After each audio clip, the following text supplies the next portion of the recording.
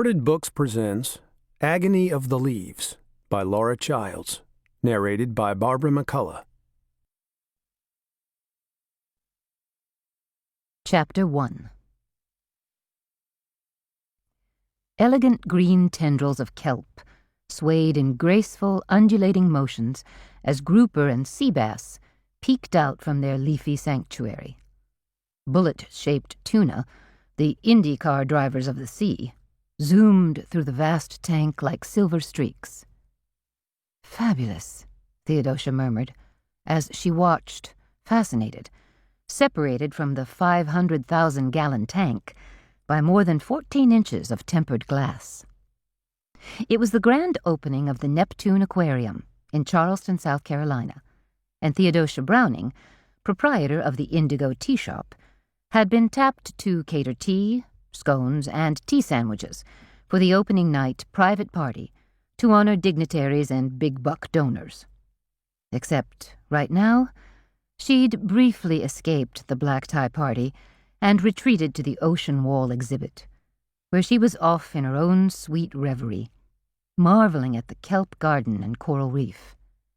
She was aware of distant voices and slight chatter somewhere overhead, but right now, in this particular space, Theodosia was able to pretty much block them out.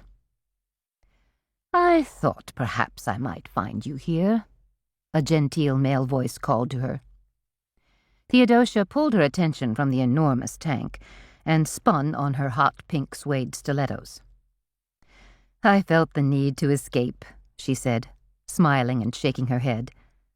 "But if you need me—" She smoothed the front of her short black cocktail dress as Drayton Connolly, her catering manager and master tea blender, tapped his foot and smiled a benevolent smile. Probably, Theodosia decided, Drayton had come to fetch her and drag her back to the festivities, which pretty much involved all the donors heartily congratulating each other for the enormous checks they'd written to finance this state-of-the-art aquarium. Although Theodosia was a huge believer in supporting museums, arts organizations, and various charities, she was not so enthusiastic when it came to boasting about it.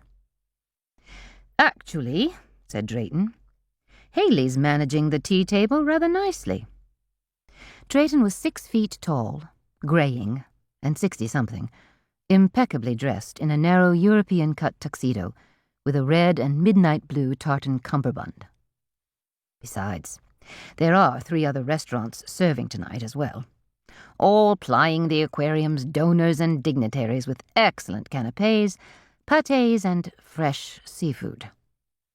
Drayton posed and cocked his head in a quirky magpie gesture. Although seafood appetizers do seem like a strange contradiction considering our surroundings. He moved a few steps closer to the tank and peered into the dark, briny depths. Amazing, isn't it, to actually recreate the ocean floor and reefs? "It's mesmerizing," Theodosia agreed, as she caught a glint of her own reflection mirrored in the tank's outer wall.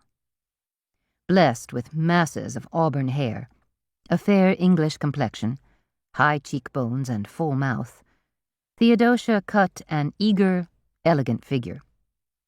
Her inner workings, however, were a bit of a dichotomy. While Theodosia possessed a Southern lady's gentility and grace, she was also fiercely independent and courageous. She wasn't afraid to stand up for her rights, take her place in the business community, accept any challenge that was thrown at her, and champion the occasional underdog. It was this unflagging courage and disdain for inertia that made her cornflower blue eyes fairly dance with excitement. "I could gaze into this tank forever," she murmured, partly to Drayton, partly to herself.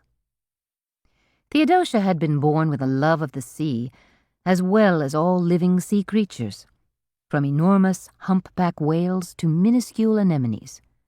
And each year, when tiny leatherback hatchlings crawled out of their nest. To keep listening to this audiobook, I've left you a link in the description so you can do it. at no cost thanks to Audible's 30-day free trial.